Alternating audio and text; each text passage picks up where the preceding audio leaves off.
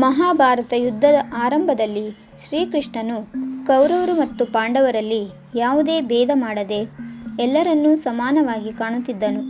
ಹಾಗಾಗಿ ಕೃಷ್ಣನನ್ನು ಕಂಡರೆ ಕೌರವರಿಗೆ ಮತ್ತು ಪಾಂಡವರಿಗೆ ಬಹಳ ಪ್ರೀತಿ ಇತ್ತು. ಹೇಗಾದರೂ ಮಾಡಿ ಕೃಷ್ಣನನ್ನು ತಮ್ಮ ಕಡೆ ಕರೆದುಕೊಳ್ಳಬೇಕೆಂದು ಬಯಸುತ್ತಾರೆ. ಒಂದು ದಿನ ಶ್ರೀಕೃಷ್ಣ ಪಲ್ಲಂಗದ ಮೇಲೆ ನಿದ್ದೆ ಮಾಡುತ್ತಿದ್ದನು. ಇದೇ ಸಮಯದಲ್ಲಿ ದುರ್ಯೋಧನ ಕೃಷ್ಣನ ಸಹಾಯವನ್ನು ಕೇಳಲು ಬರುತ್ತಾನೆ.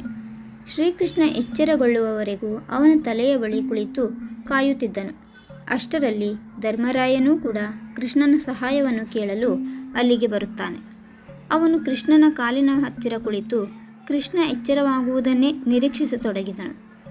ಸ್ವಲ್ಪ ಸಮಯದ ನಂತರ ಕೃಷ್ಣ ನಿದ್ದೆಯಿಂದ ಎಚ್ಚರಗೊಳ್ಳುತ್ತಾನೆ. ಮೊದಲು ಕಾಲಿನ ಬಳಿ ಕೆಳಗೆ ಕುಳಿತ ಧರ್ಮರಾಯನನ್ನು ನೋಡುತ್ತಾನೆ.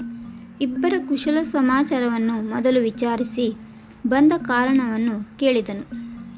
ನಾನು ಮೊದಲು ಬಂದಿದ್ದು, ಆದ್ದರಿಂದ ನಾನು ಹೇಳುವುದನ್ನು ಮೊದಲು ಕೇಳು ಎಂದು ದುರ್ಯೋಧನ ವಿನಂತಿಸುತ್ತಾನೆ.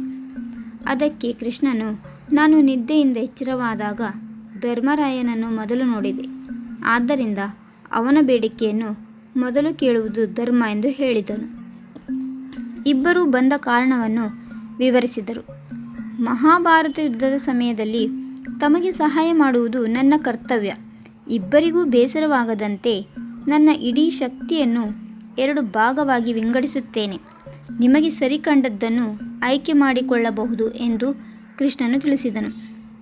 ನನ್ನ 18 ಅಕ್ಷೋಹಿಣಿ ಯಾದವ ಸೈನ್ಯ ಒಂದು ಕಡೆ ಇರುತ್ತದೆ, ಇನ್ನೊಂದು ಕಡೆ ನಾನು ಒಬ್ಬನೇ ಇರುತ್ತೇನೆ.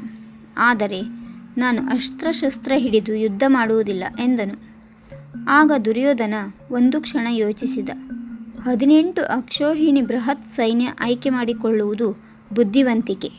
ಅಸ್ತ್ರಶಸ್ತ್ರ ಹಿಡಿಯದೆ ಯುದ್ಧ ಮಾಡದೇ ಇರುವ ಕೃಷ್ಣನಿಂದ ಏನೂ ಪ್ರಯೋಜನವಾಗುವುದಿಲ್ಲವೆಂದು.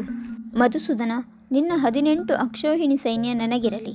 ಆ ಸೈನ್ಯದ ಬಲದಿಂದ ಯುದ್ಧದಲ್ಲಿ ನಾನು ಜಯಶೀಲನಾಗುವುದು ಖಚಿತ ಎಂದನು. ದುರ್ಯೋಧನನ ಮಾತಿಗೆ ಶ್ರೀಕೃಷ್ಣ ಒಪ್ಪುತ್ತಾನೆ. ಈಗ 2ನೇ ಆಯ್ಕೆ ಧರ್ಮರಾಯನದು. ಇದರಿಂದ ಅವನು ಸಂತೋಷಗೊಂಡು, 3 ಲೋಕದ ಅಧಿಪತಿಯಾದ ಶ್ರೀಕೃಷ್ಣ ನಮ್ಮ ಜತೆಗಿದ್ದರೆ ಸಾಕು, ನಿಶ್ಚಿತವಾಗಿ ಜಯ ನಮ್ಮದೇ ಆಗುತ್ತದೆ ಎಂದನು. ಶ್ರೀಕೃಷ್ಣನ ಬೆಂಬಲವನ್ನು ಬೇಡಿ ಬಂದ ನಾನೇ ಧನ್ಯ ಎಂದುಕೊಳ್ಳುತ್ತಾನೆ. ಧರ್ಮರಾಯ ಬಯಸಿದಂತೆ ಧರ್ಮಕ್ಕೆ ಗೆಲುವಾಗುತ್ತದೆ. ಕೌರವರನ್ನು ಯುದ್ಧದಲ್ಲಿ ಸೋಲಿಸಿ ಪಾಂಡವರು ಜಯಶೀಲರಾಗುತ್ತಾರೆ.